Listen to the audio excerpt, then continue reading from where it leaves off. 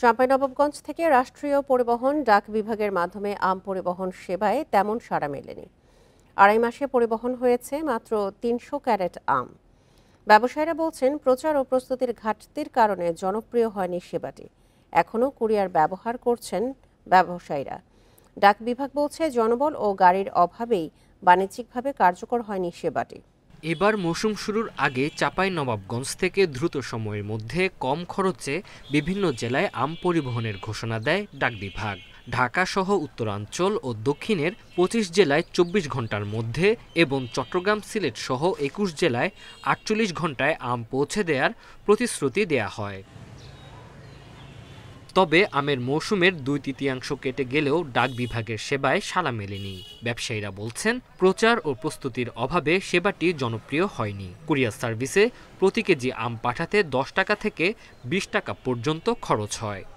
প্রচারণা নাই, অনলাইনেও কোনো প্রচারণা নাই, কোনো রাষ্ট্রীয় টেলিভিশনেও কোনো প্রচারণা নাই।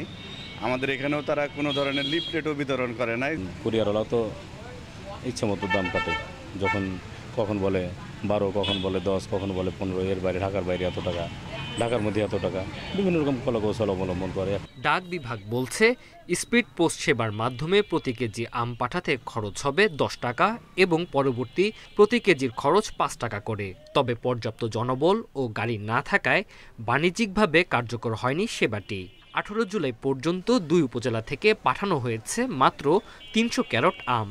স্পেশালি আম স্পিড পোস্টের মাধ্যমে আম প্রেরণের জন্য অতিরিক্ত জনবল বা অতিরিক্ত গাড়ি ব্যবস্থা করা হয়নি, যার কারণে আমরা কমার্শিয়ালিভাবে উদ্যোক্তাদেরকে আমরা আমন্ত্রণ জানাতে পারি নাই। আমাদের ডিপার্টমেন্ট আরও কোনো উদ্যোগ গ্রহণ করে এক্সট্রা কোনো গাড়ি সরবরাহ দেওয়ার ব্যবস্থা করতে পারত, হয়তো এই জিনিসটা আরও বৃদ্ধি পেত এবং কমার্শিয়ালি আমটা সরবরাহ দেওয়া সম্ভব হতো। এই বছর জেলায় ৩ লাখ মেট্রিক টন আম উৎপাদনের লক্ষ্যমাত্রা পূরণ হয়েছে। এর মধ্যে ১/৪ আম পরিবহন হয়েছে কুরিয়ার সার্ভিসে। Independent news.